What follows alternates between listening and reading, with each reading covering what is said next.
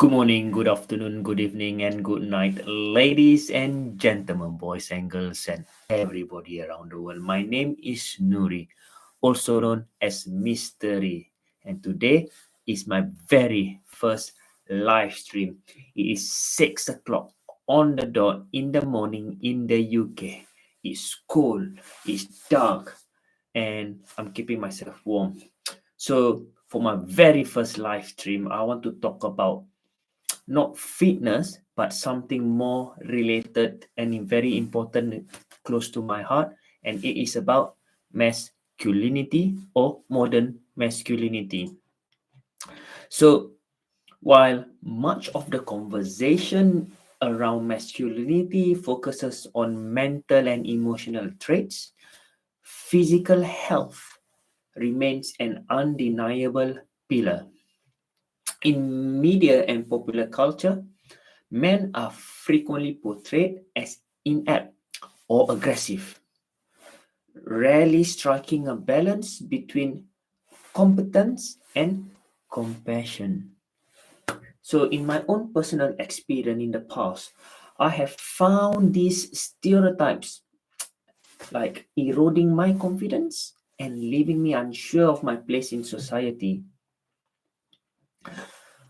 It has been a crazy experience during or close to the end of a marriage and thereafter. I have learned a lot during that time about myself and also about other people in my journey to heal and move forward.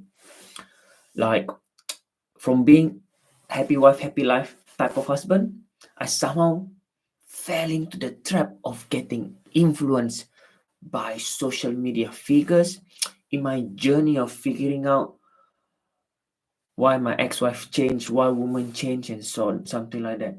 And I've come to realize that some influencers have built massive platforms promoting a version of masculinity that's hyper aggressive, materialistic, and often misogynistic.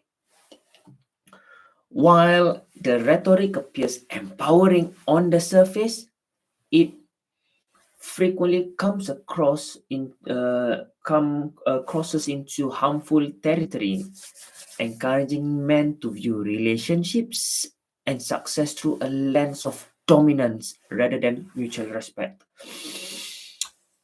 In learning more about myself in my journey, I now realize that we need to distinguish between traits worth fostering, which is discipline, leadership, resilience, versus behaviors that genuinely harm, like unchecked aggression or emotional suppression.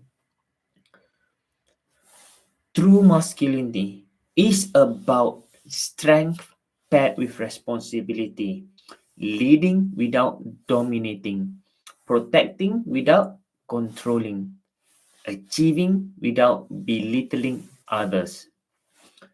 Masculinity isn't about yelling the loudest or amassing the most wealth. It's about creating a life of value and purpose that lift others up along the way. The ability to identify, understand, and regulate your emotions doesn't make you less of a man. It makes you an effective one. As a father and a dad who practice active listening, I validate my children's feelings and express my own emotions constructively. Alhamdulillah, I have built a stronger and more resilient bond.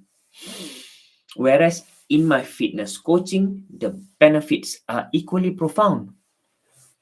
I have learned to show empathy, actively listen, and communicate, which have inspired my and motivated my clients in their own fitness journey and feeling good about themselves. While I think that these mental and emotional traits are important, masculinity should include taking pride in your physical health.